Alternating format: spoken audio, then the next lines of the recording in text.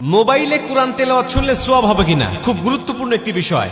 আমরা অনেকেই কিন্তু এখন মোবাইলের মাধ্যমে কোরআন তেলাওয়াত শুনি এবং মোবাইলে কোরআন তেলাওয়াত করি।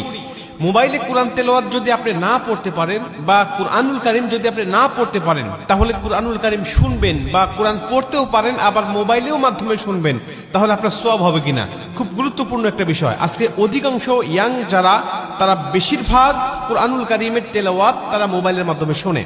এটা খুবই ভালো বিষয় যে আজকে যুবকেরা গান বাজনা ছেড়ে দিয়ে বিভিন্ন নাটক সিনেমা এগুলো বাদ দিয়ে তারা কুরআনুল কারীমের তেলাওয়াত শুনছে। রাত্রিবেলায় কোরআন তেলাওয়াত শুনতে শুনতে অনেকেই ঘুমিয়ে যাচ্ছে।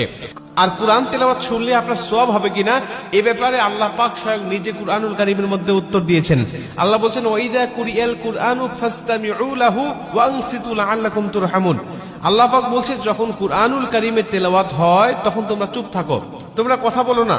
ওয়াইদা কুরিয়াল কুরআনু ফাসতামিউ লাহু ওয়ানসিতু লাআল্লাকুম তুরহামুন, এবং মনোযোগ সহকারে তোমরা শ্রবণ করো, আশা করা যায় যে আল্লাহ পাকের রহমত তোমাদের উপর বর্ষিত হবে।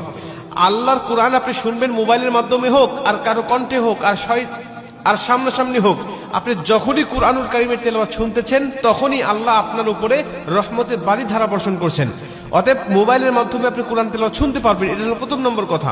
দ্বিতীয় নম্বর কথা, আপনি যদি কুরআনুল কারীমের তেলাওয়াত শুনতে শুনতে ঘুমিয়ে যান, বা কুরআনুল কারীমের তেলাওয়াত শুনতে শুনতে আপনি যানবাহন করছেন, চলাচল করছেন, বা কুরআনুল কারীমের তেলাওয়াত আপনি বসে বসে শুনতেছেন, এমন অবস্থায় যদি আপনার মৃত্যু হয়ে যায়, নবীজি বলছেন, আল মাউতু আলা আমালিন সালেহ, যে ব্যক্তি ভালো কাজ করারত অবস্থায় দুনিয়ার থেকে বিদায় নিয়ে চলে যায়, আল্লাহ পাক তাকে জান্নাতি মরণ দেয়, জান্নাতি মৃত্যু দেয়।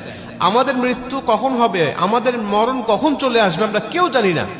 আল্লাহ যদি আমাদের ভালো কাজ করারত অবস্থায় মৃত্যু দেয়, অর্থাৎ কুরআনুল কারীমের তেলাওয়াত শোনা অবস্থায় আপনার মৃত্যু হয়ে গেছে, অথবা কুরআনুল কারীমের তেলাওয়াত শুনে আপনি ঘুমিয়ে গিয়েছেন, ওই ঘুমের ঘরে আপনার মৃত্যু হয়ে গেছে, নবীজি সাল্লাল্লাহু আলাইহি ওয়াসাল্লাম বলছেন যে আল্লাহ পাক তাকে জান্নাতি মরণ দিবে।